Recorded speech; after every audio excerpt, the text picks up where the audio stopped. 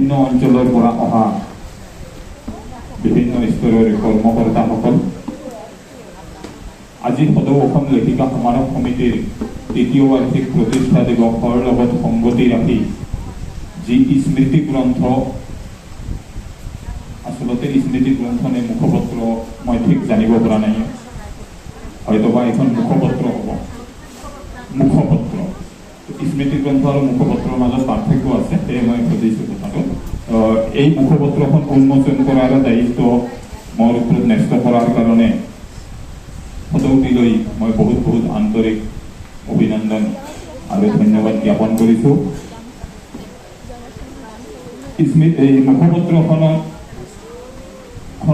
সম্পাদক মহাশয়ক মই মুখপত্ৰৰ টোপোলা আগবঢ়াই লৈ আহিবলৈ অনুৰোধ জনাইছোঁ আৰু লগতে তেখেতৰ এই মুখপত্ৰখনৰ সম্পাদনা কৰাৰ যি অভিজ্ঞতা এইখিনি সংক্ষেপতে প্ৰকাশ কৰিবলৈ মই অনুৰোধ জনাইছোঁ। তাৰপিছত মই আনুষ্ঠানিকভাৱে মুখপত্ৰখন উন্মোচন কৰিম।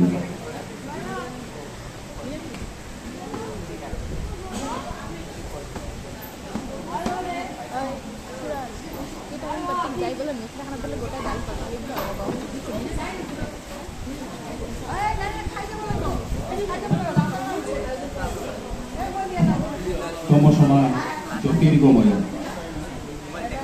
আজি এই মঞ্চত উপবিষ্ট সদৌ অসম লেখিকা সমাৰোহ সমিতি চট্টগ্ৰাম শাখাৰ সভানেত্ৰী, কোকৰাঝাৰ জিলা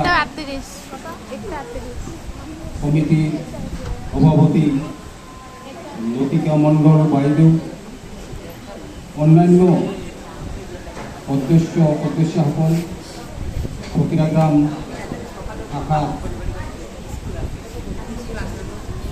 কাৰ্যনিৰ্বাহক সদস্যসকল, বিভিন্ন অঞ্চলৰ পৰা অহা অতিথিসকল, কণ প্ৰতিযোগী, কবিতা আবৃত্তিৰ প্ৰতিযোগীসকল, সংগীত পৰিৱেশনাত বাদ্যযন্ত্ৰ বজোৱা ব্যক্তিসকল, সকলোলৈ মোৰ আন্তৰিক শুভেচ্ছা আৰু শুভকামনা থাকিল। 1974 চনত শিলা বৰঠাকুৰ বাইদেৱে এই অনুষ্ঠানটো আৰম্ভ কৰি আমাৰ লেখিকাসকলৰ উৎকৰ্ষ সাধনত যাতে ব্ৰতী হয় তাৰ কাৰণে এটা মহৎ অৰিহণা যোগাই থৈ গৈছে। ফকিৰাগ্ৰাম অঞ্চলত যিসকল লেখিকাই ইয়াত অংশগ্ৰহণ কৰিছে, মোৰ দৃষ্টিত তেওঁলোক অতিকৈ শ্ৰদ্ধাৰ বুলি মই ক'ব খোজোঁ। এইকাৰণে এই অঞ্চলত লেখিকাৰ তথা লিখকৰ প্ৰভাৱ, যিসকল লেখিকাই ইয়াত লিখিছে, এই আলোচনীখন এইখনৰ নাম অপৰূপা। এই অপৰূপাত যিবোৰ লিখিছে মই সকলোবোৰ 3-4বাৰকৈ পঢ়িছোঁ। তেওঁলোকৰ লিখাৰ মাজত এটা সুন্দৰ বা স্পষ্ট সুকীয়া ভাৱধাৰা লুকাই আছে। ভৱিষ্যতে তেওঁলোক লিখি থাকিলে আমাৰ ভাষা সাহিত্যৰ উন্নতি হ'ব। আমাৰ কোন ল'ৰা ছোৱালীক তেওঁলোকে এটা দিশ নিৰ্ণয় কৰি থৈ যাব।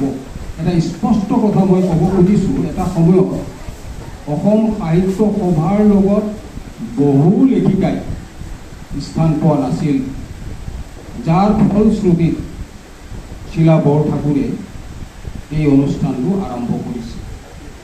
গতিকে এই অনুষ্ঠানটো জীয়াই ৰখাৰ দায়িত্ব কিন্তু মহিলাসকলৰ। মাজে মাজে মহিলাসকলৰ দুৰ্দশা বা অনীহা বা দুখ যাতনা এইবিলাকৰ পৰা তেওঁলোকে মত পোষণ কৰে যে আৰু মই এই কামত নাই। এই কথাটো হ'ব নালাগে। অসম সাহিত্য সভাই যেনেকৈ কাম কৰি কৰি আমাৰ আজি ভগীয়া গ্ৰাম শাখা সাহিত্য সভা স্বৰ্ণ শাখা ৰূপে পৰিচিত হৈছে, গণ্য হৈছে। ইয়াত আমাৰ শাখাৰ সভাপতি পীযুষ চৌধুৰী আৰু সম্পাদক অভিজিৎ নাৰায়ণ দেৱ প্ৰমুখ্যে যিসকল সদস্যই কাম কৰি আছে, তেওঁলোক মই ধন্যবাদ দিছোঁ। তেওঁলোকে কামটো কৰিব। আমি এনেকুৱা ভাৱ আহিব নালাগে আমাৰ মাজত যে লিখকসকল ইয়াত স্থান পাব নালাগে, লিখিকাসকল সাহিত্য সভাত স্থান পাব নালাগে, এই ধৰণৰ ভাৱধাৰা থাকিব নালাগে।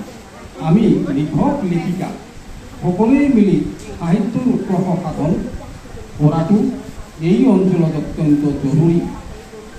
গতিকে মই অনুৰোধ ৰাখিম, লেখিকাসকলে লিখি থাকক আৰু নতুন নতুন লেখিকা সৃষ্টি কৰক, এই কামনা কৰি আজিৰ এই অপৰূপা উন্মোচন কৰাৰ কাৰণে আমাৰ লেখিকা সমাৰোহ সমিতিয়ে আমন্ত্ৰণ কৰা মোৰ ভাইটিক বিনয় নাথক আহ্বান কৰিছে। মই বিনয় নাথক এই ঘটনাটো আগবঢ়াই দিলোঁ।